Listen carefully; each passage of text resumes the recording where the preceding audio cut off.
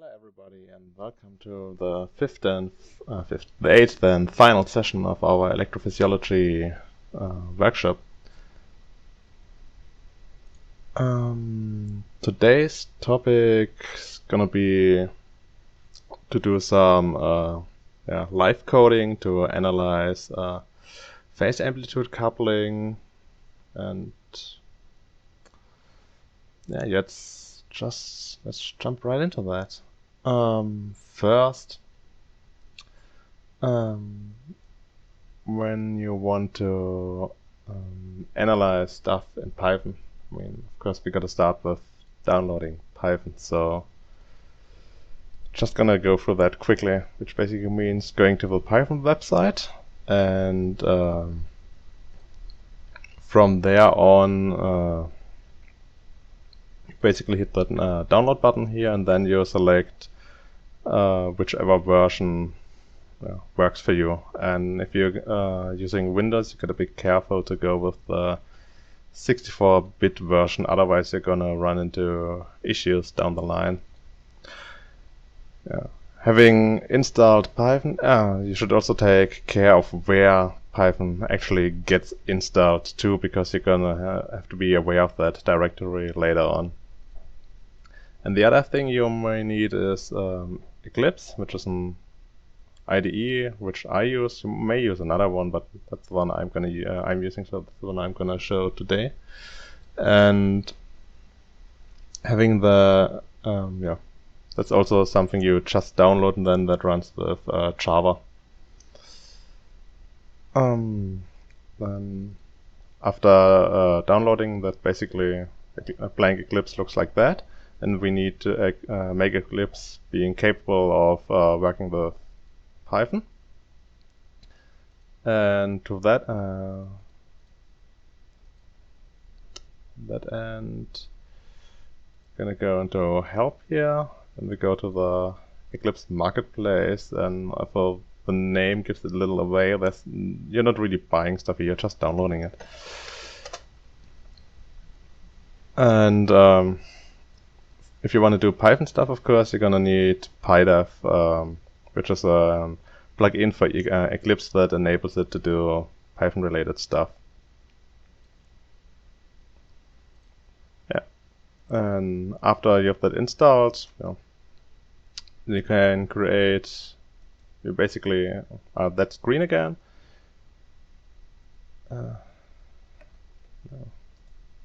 And then you can basically go to new project, and with PyDev installed here, you can basically create a Python project. And I already have one here for those individual lectures where I made like sample code and stuff. And when you create your first Python project here, it's gonna ask you for a Python interpreter. Meaning basically it's gonna ask where the Python executable is gonna be stored, which is the system later on gonna use to execute the code you're gonna write. And if you create a new project, let's just do that for the sake of the demonstration. Yeah, that's around here. And if it's, as I said, the first project you create, there's usually not an option to select anything in here. So you have to click at this link below. Then by clicking with the right button, you basically get a list of different Python interpreters that you could select. You can manually add ones if the system doesn't find it on itself, but usually 9 out of 10 times it finds it on itself, and they are to be selected. And that kind of provides us the opportunity to basically use different Python versions at will if that's necessary for different projects, which often enough it is. Anyway, let's say we got that covered. We have Python installed, we installed Eclipse, and then the next topic would be to install a number of additional packages into Python, like NumPy and the like. And if you are on Linux, you can simply create a terminal. If you're on Windows, you would have to go into the corresponding folder, and then in your file explorer, and then create a terminal in that very window. the Explorer, so the terminal is local to where the Python executable is stored. So you go into the Python directory, right-click into the blank space on Windows, and then you open the terminal there. And after doing that, if you want to install a Python package, you basically write Python -m pip install, and then, for example, numpy as the name of the package. That's basically all you would do to install normal Python packages. And then, of course, there's packages that are not to be installed via pip because they're not in the package management system as of now. And in Eclipse, you can add them as follows. You right-click onto your project, go to Properties, Python path, and then you have that external libraries folder here. And then you can add a source folder. And for example, I added the latest version of Fin here as a source folder since yeah, that was convenient for me. And that basically allows me to have this in here similar to yeah, as if I had installed that proper, but it's just available for this project only. So let's say we already got also that covered, and then we can basically create a module, which is how you call a file in Python. Let's call that demo for the moment. And if you create a new file in Eclipse, it comes in with that little documentary stuff here at the beginning when the file was created to create the file. And then if you can click that run button here to execute that file. And for example, say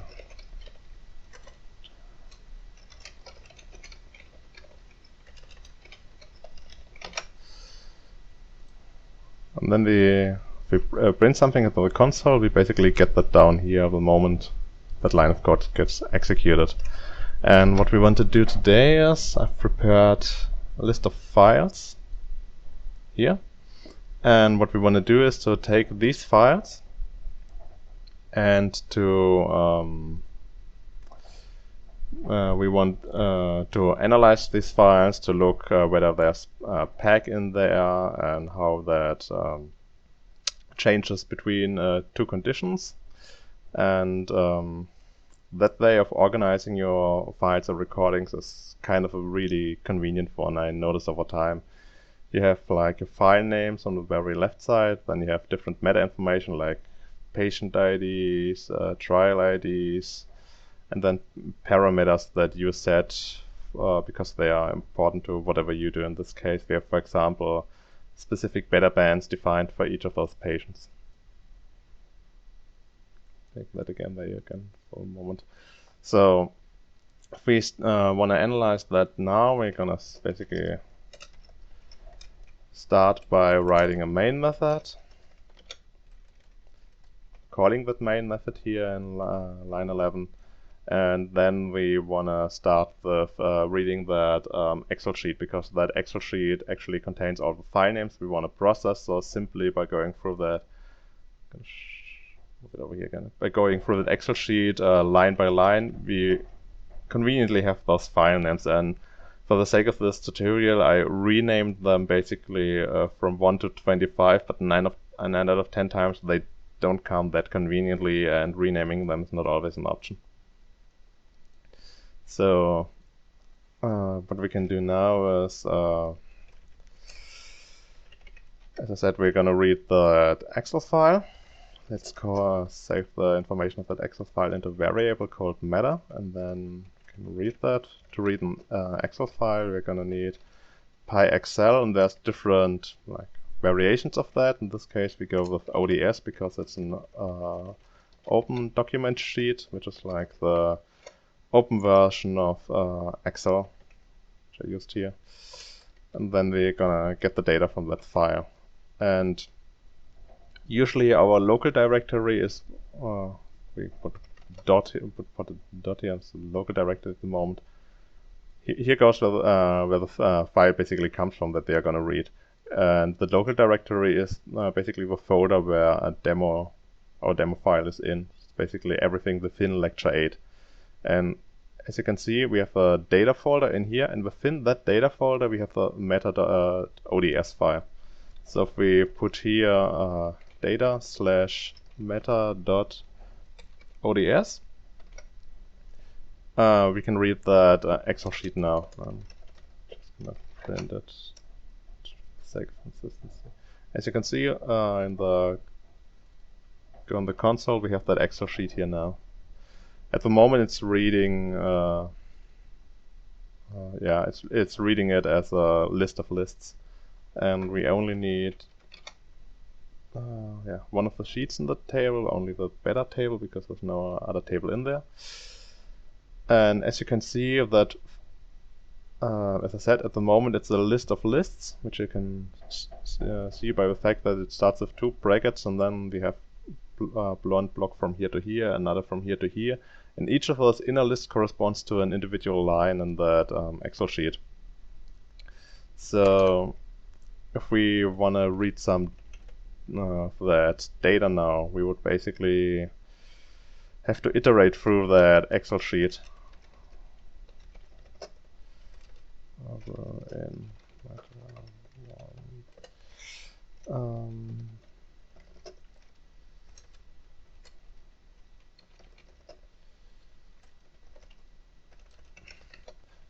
So we basically iterate through that Excel sheet, and we skip the very first row, because the very first row is the row where we have these individual names here, and that doesn't carry like any real information. It's not a file and configuration, it's just with meta information that we're gonna use later on for other purposes. And to read that, well, to read those files, in this case we need pickle, because they are already pickled, which is kind of super convenient to read them with Python. So we can now read them. Pickle dot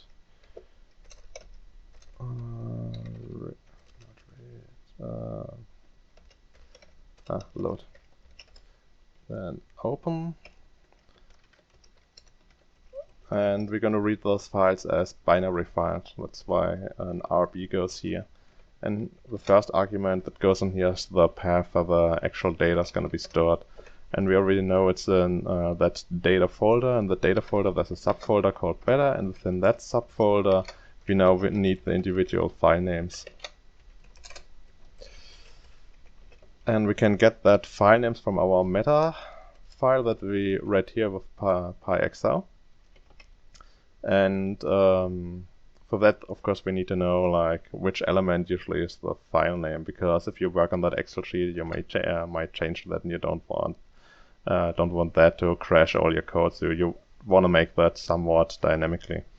So we can basically ask in which of those elements here in that very first line, which contains the names, it's going to be called file. We're going to call that the file index. And that means basically the file name is stored in row. Row being like one of those rows.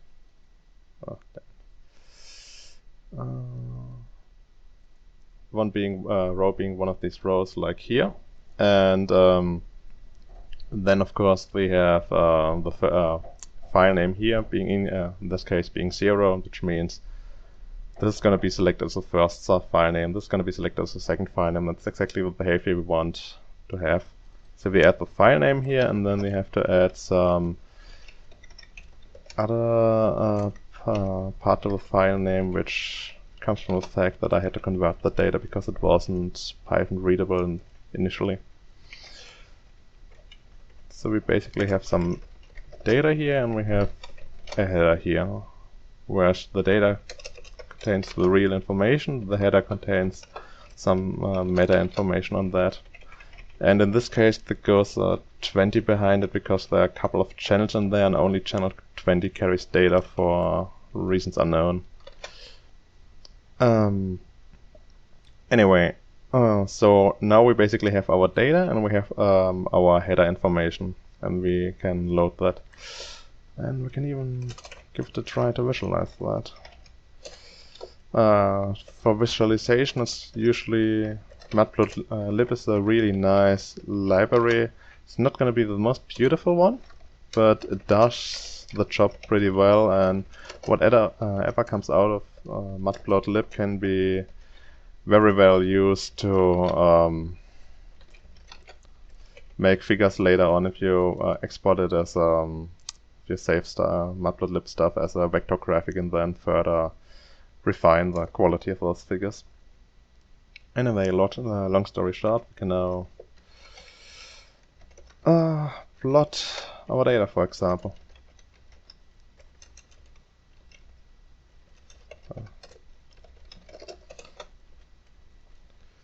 So, give you an idea what we have in the header. In the header we have the sampling rate, for example. So if we run that now, basically have now our sampling rate here. Our program gets executed. That's the first file that was being loaded. And it looks pretty much like the typical electrophysiological data you see basically all day. And yeah, at the moment that all the code does is basically load one file after the other and visualize it. In this case it's single channel data, because that made for an easier example. But that's not what we wanted to do at all. We were hoping for a little more complicated stuff. So the next thing we would have to do is to compute some phase amplitude coupling as basically announced last time. So let's put that in a function initial from the start on. What we are gonna need for sure is some data and some sampling rate. There's no way we're gonna work without that, so I can already put that here as function parameters. And then we got to import the correct module to do pack, which is basically this line here. From fin we would go into cross-frequency coupling compartment, and then import the pack package and simply abbreviate that as pack. So what we can do now is we can run all those pack metrics, and they as usual need a low frequency component, a high frequency component, and then a little parameter configuration. And what I did this data some time ago is basically the thing I want to demonstrate today, and we're gonna take our data and get the LFP data out of that.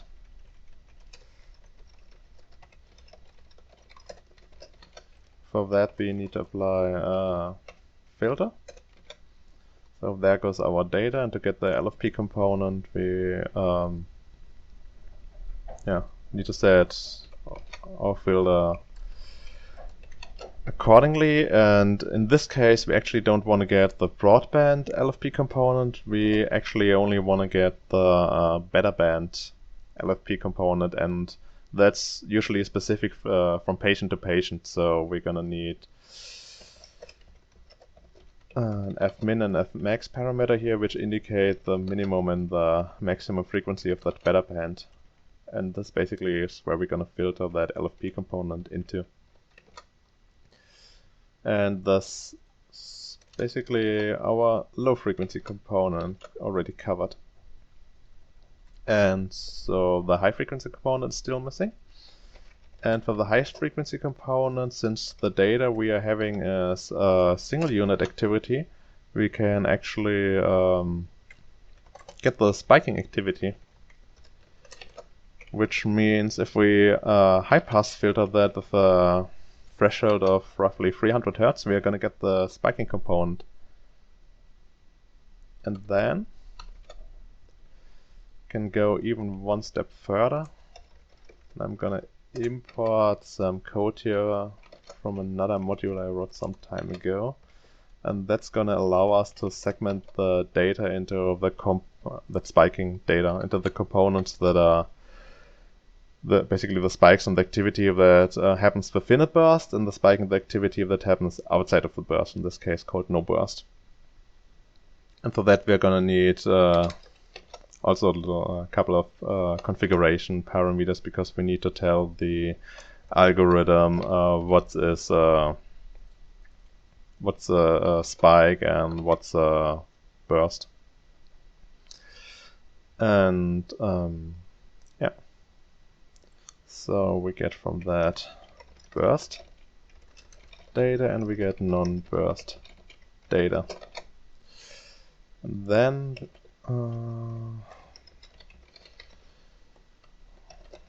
gonna put that into our pack function.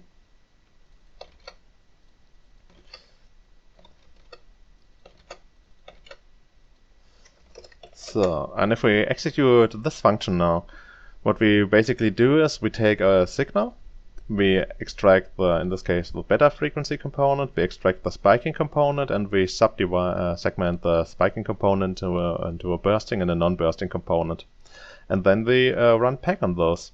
And that would allow us to investigate whether there is pack between the beta activity and the spiking activity, and whether this is generally present there, whether this is only present within the bursting phase of the neuron, or whether this is related to the non-bursting phase of the neuron. So we basically get an insight into how spiking activity relates to, more precisely, how the bursting activity of spiking of a neuronal spiking relates to the characteristics we observe when looking at LFP activity. And of course, in the end we need to return the pack scores. The first parameter of the pack is going to be the pack score, and if you hit Control and click at the method, you can jump right into the method. So the first is the pack score, and the other two parameters are the fit and the amplitude signal, which are kind of nice for making figures and getting a deeper insight, but they are not needed for the scenario we're looking at right now. So I just made an underscore here, which means we are still going to get those parameters, but we're not going to use them later on. It's basically a placeholder to be forgotten immediately after return. Okay. So now we want to pipe some data into our function, which computes pack on the burst and non-burst part of the signal. And of course we're going to call it here in our main function. And after we already have the data here conveniently, we lack all those other parameters, but we can get the sampling rate from the header information, from that header file. And those other parameters were part of the table you saw initially. We have the peak threshold here, we have peak spread, we have the definition of the beta band, and we're gonna get those now in here. So we're gonna need a couple of more indices here. And again, you want to use those indices and not directly go for like the fourth element of the row, because if you add a column into your table later on, because there's another feature coming in that you wanted to look at, or for whatever reason you change the layout of your table, you don't want your code to still run and produce some result and don't have an idea what that result actually is, because it's still going to pluck numbers out of your Excel sheet, irregardless of whether that's the number you wanted to have or not wanted to have. So going a little dynamically here is very advisable. So we're going to get those other parameters now.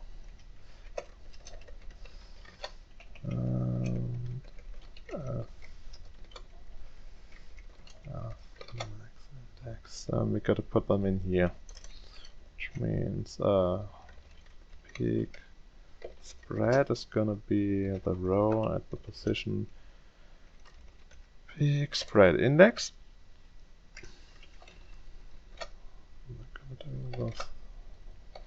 Then I want to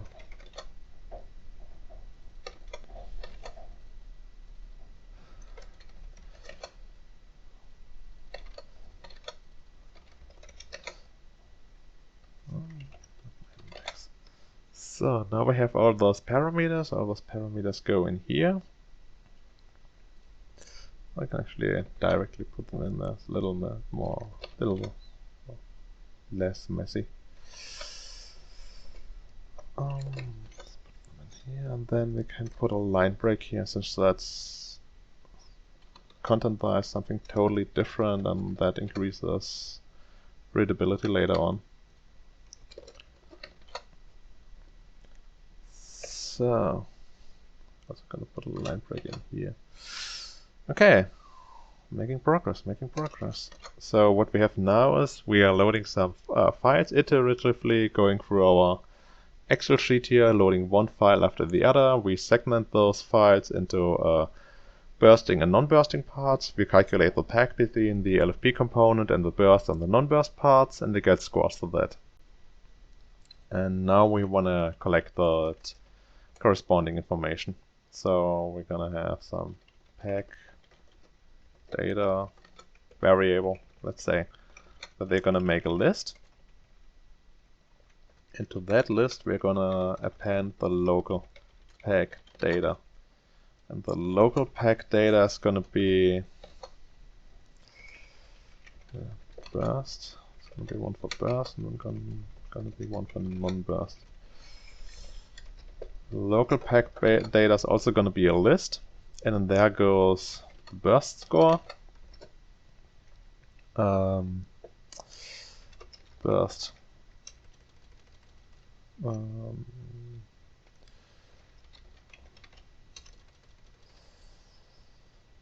yeah, let's convert to 0 for the moment. Then there goes a 0, and then we need a couple of more parameters from our file. Patient ID, and we're gonna need a trial ID. Oops.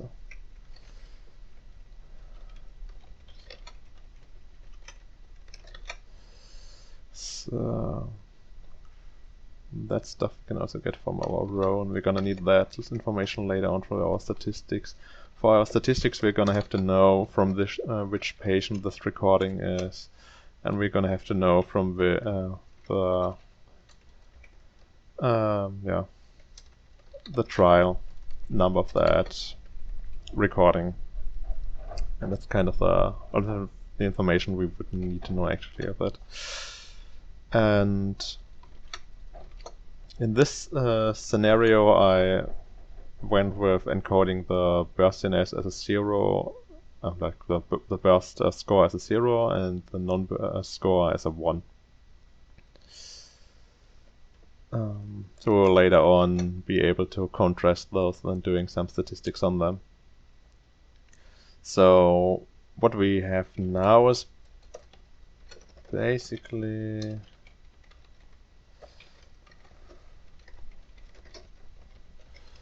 one second.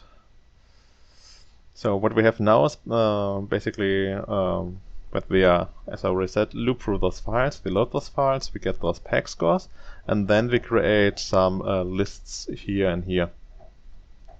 And those lists have basically those individual peg scores, whether they are from the bursting segment or the non-bursting segment, in this case encoded by 0 and 1. And then they have the individual patient IDs, we have the trial indices, and yeah, the like. And we're gonna have to load the numpy package too. And then we're gonna turn that into a matrix here. So, and having that format is basically the format we need for doing our statistics. So basically we already have 99% of the work done by having our data in this format here and being ready to be processed by our statistics module. So we can now run our statistics theoretically with a little bit of configuration.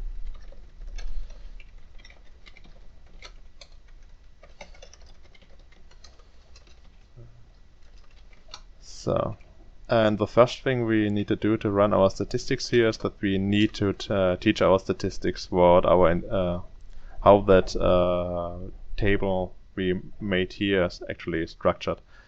And as you can see, those basically we have a table here with an inner list, which is those lines here, and an outer list, which is basically iterating over files. And we get two inner list elements per file at the moment. One for the burst component, one for the non-burst component. And we need to tell our, as I said, stats how that inner list is structured. And the first thing in our list is PAC score, as you can see here and here. And then we have the signal type, which would be either burst or non-burst. Then we have the patient ID, and then we have the trial index. And yeah, that's basically, as I said, how our data is structured. And then we got to determine what type of vectors those are. The factor of interest, in this case the PAC score, always has to be a continuous one. But the others are maybe categorical, continuous, whatever like is necessary for the situation on the data you're analyzing. In this case, signal type is going to be categorical because we want it to be either a 0 or a 1. There's nothing like a half bursting segment in our data or a quarter bursting. It's either bursting or it's not bursting. It's strictly binary. Then for the patient IDs, we want them to be categorical too, because there's no point in ordering patient IDs. It's not like patient 5 is larger than patient 6 is larger than patient 7, and sizes of very high importance here. So we make them categorical to basically tell the system that there's a number of different individuals in there, and we're not really interested in the order of them.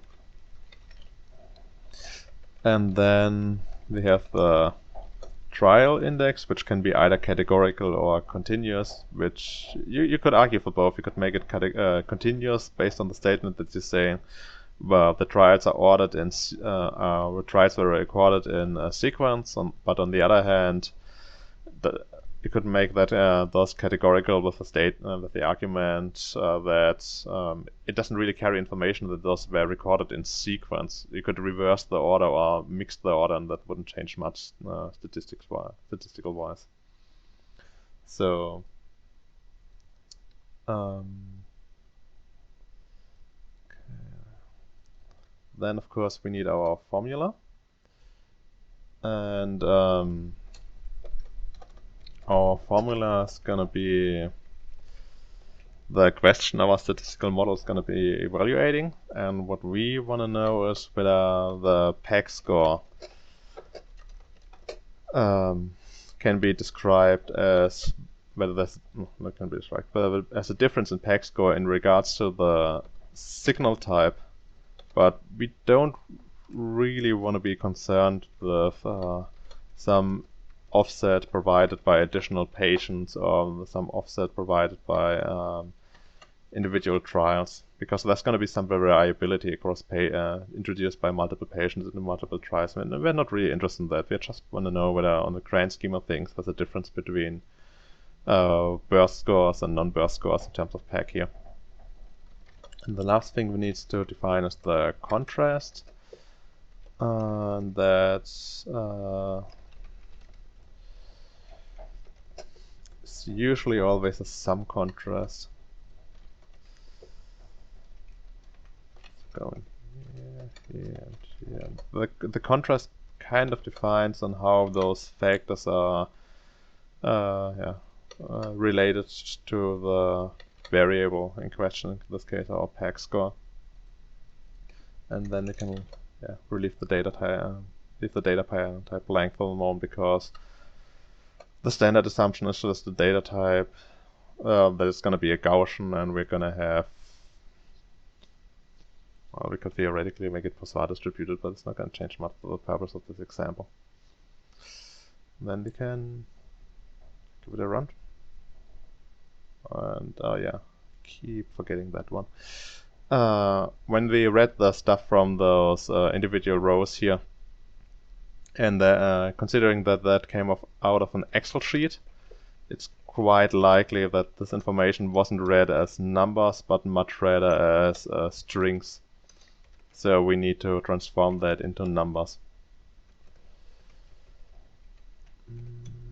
That's what I'm doing right now. And this one here.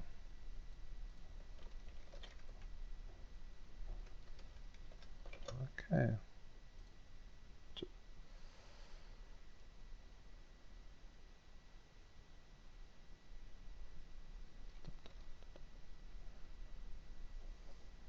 Hooray! It worked! And that's basically our result. We can now see that if we look at the signal type, basically, as I explained now a couple of times, the difference between burst and non-burst, we see that in the non-burst part there's significantly less PAC between the spiking activity and the LFP, and that's like pretty significant, which is the upper one here, and this one here, the effect size. As you could see that it was already running at the moment, but it's still pretty poorly organized, so we actually want to optimize that organization here a little. And for example, we could put that into another function and call that get meta information. Put it in here, which basically does nothing but returning bills.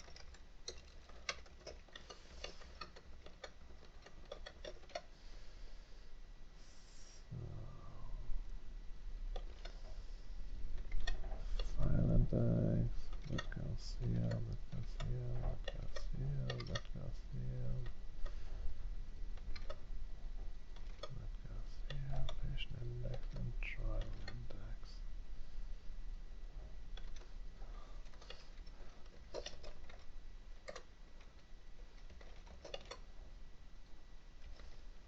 So the next thing we very likely want to make its own file is this part here, where we load our data. From that we get a data and a header.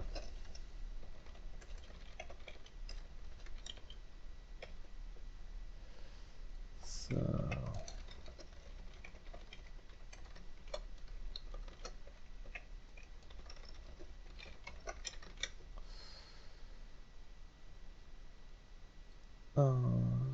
that needs to know the file name.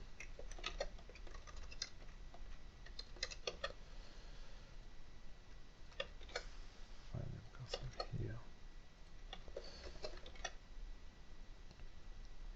So now we load our data, we compute our pack, and then we have this also not so nice looking blob over here, which we can concatstats. Can make it its own function.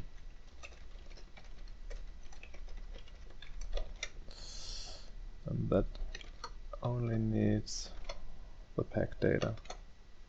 It's gonna get from here. And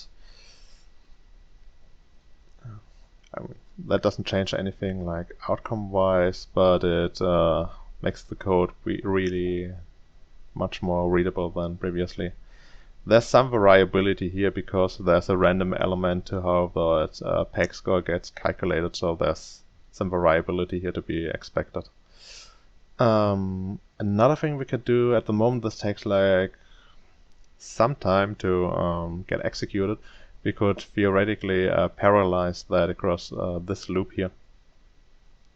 Can do it quickly.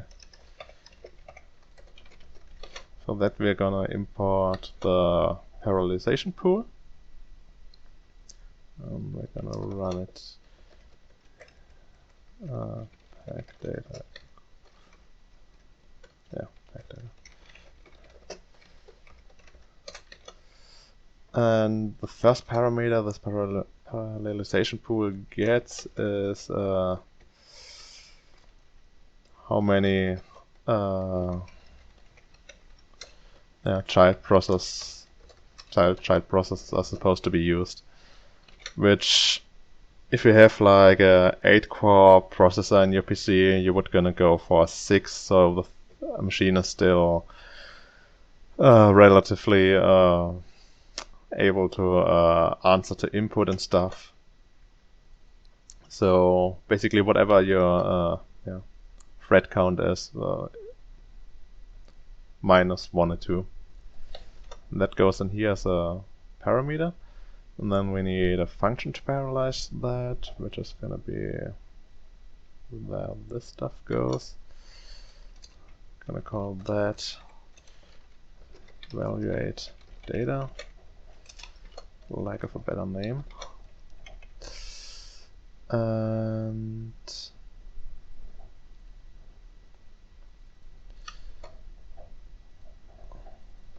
gonna put in here the file name. All that information later on. File name, fmin, fmax, the peak threshold, and peak spread, because it's essentially all the information it needs. And instead of parsing that along a couple of times, we can directly give it provided with that. And then we're gonna call this function here to get parallelized. Not gonna use those parameters for the moment. And here's there the parameters that go into the parallelized function. And in this case, we are basically gonna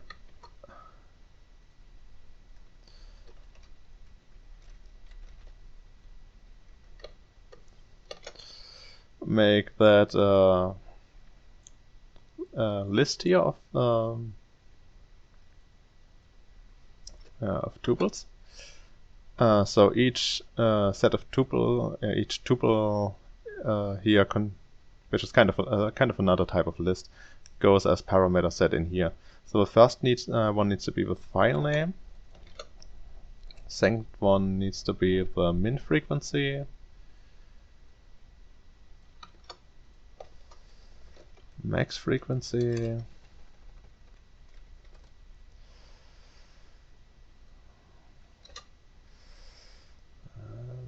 Those other two goes here, and that goes here. So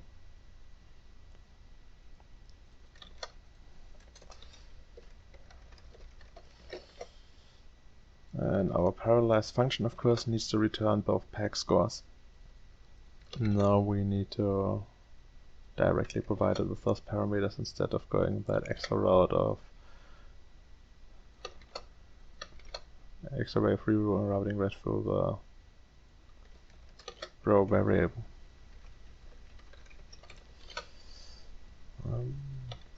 Peak fresh and peak spreads can go in here. Oh, and we also need to provide it with the patient ID and the trial ID. In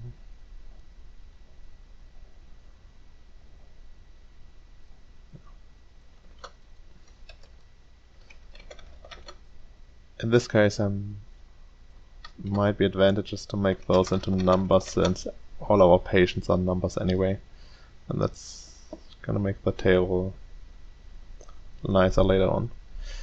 So, here. Next thing is we provided the patient ID and the trial ID. Now those go here and here.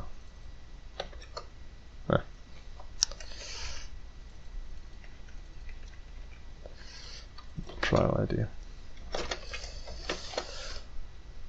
So now instead of having that kind of in sequence, we're gonna do that stuff in parallel. I'm gonna set a breakpoint here because I have to make sure that this table is correctly formatted later on.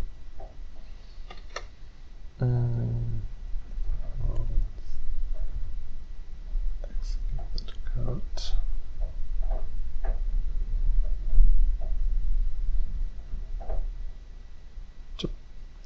And it's done.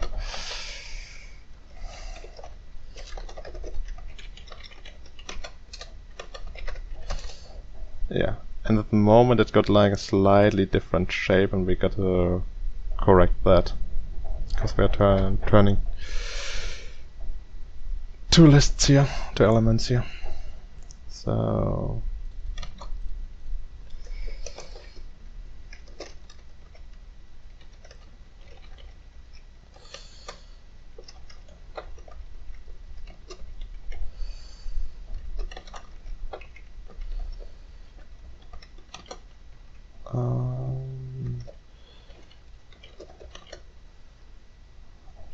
theoretically that should do the trick.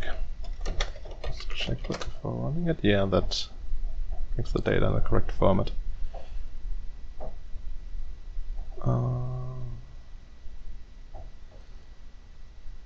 Yeah.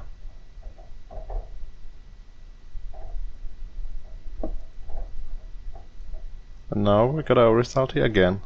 Still pretty much unchanged, but instead of going through our files in sequence, we went through those files now in parallel, which in this case results in a mediocre speed up because the bottleneck here is not going to be the pack computation, but much rather reading those files from the hard drive, and that of course doesn't go any faster if you do that 10 times in parallel than one after the other. But that pack computation that segment of the evaluation basically got a speed up. In this case, up to a factor of 30. So we don't really need that part anymore.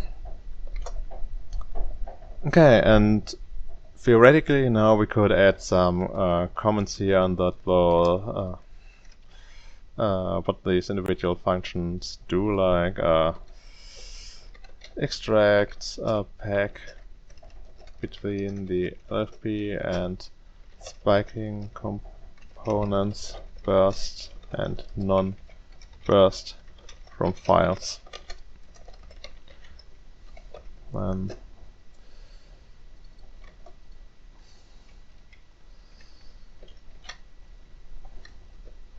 Could do the individual parameters, name of the file to be evaluated, of course continue that for all, and it results return. And that returns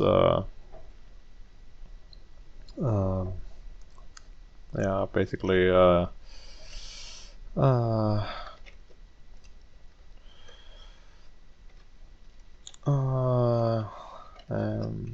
we can theoretically return that as a numpy array. I can say returns a numpy array of structure 2 times 4 containing pack information, containing pack and supplementary information. Yeah. Yeah, that's about it for today's session. Then thank you very much for your attention. If you have any questions, just let me know.